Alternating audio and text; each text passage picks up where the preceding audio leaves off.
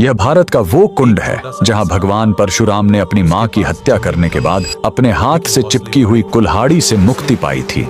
यह कहानी है महान ऋषि जमदग्नि और उनकी पत्नी पतिव्रता रेणुका की। कहते हैं रेणुका हर दिन नदी से कच्चे घड़े में पानी लाती थी और उनके सतीत्व के बल से वह घड़ा टूटता नहीं था। उनके 5 पुत्र थे जिनमें सबसे छोटे थे विष्णु अवतार परशुराम। एक दिन रेणुका ने नदी में कुछ गंधर्वों स्वर्ग के संगीतकार को जल क्रीड़ा करते देखा। उन्हें देखकर एक पल के लिए उनका मन मोह में पड़ गया और उसी क्षण उनके सतीत्व का बल टूटा और कच्चा घड़ा टूट गया। जब वो आश्रम लौटी तो ऋषि जमदग्नि ने अपने योग बल से जान लिया कि उनका मन भटक गया था। वो इतने क्रोधित हुए कि उन्होंने अपने पुत्रों को आज्ञा दी, अपनी मां का वध कर दो। जब चारों बड़े भाइयों ने मना कर दिया तो क्रोधित पिता ने उन्हें तुरंत पत्थर बन जाने का श्राप दे दिया। इसके बाद परशुराम ने पिता की आज्ञा को अपना धर्म समझा। उन्होंने भारी मन से अपनी कुल्हाड़ी उठाई और अपनी ही मां का सिर धड़ से अलग कर दिया। उनकी आज्ञाकारिता से प्रसन्न होकर जमदग्नि ने वरदान मांगने को कहा। परशुराम ने तुरंत अपनी मां को फिर से जीवित करने और साथ ही पत्थर बन चुके अपने चारों भाइयों को भी मुक्त करने का वर मांग लिया। सब फिर से जीवित हो गए, मानो कुछ हुआ ही ना हो। लेकिन कहानी यहीं खत्म नहीं हुई।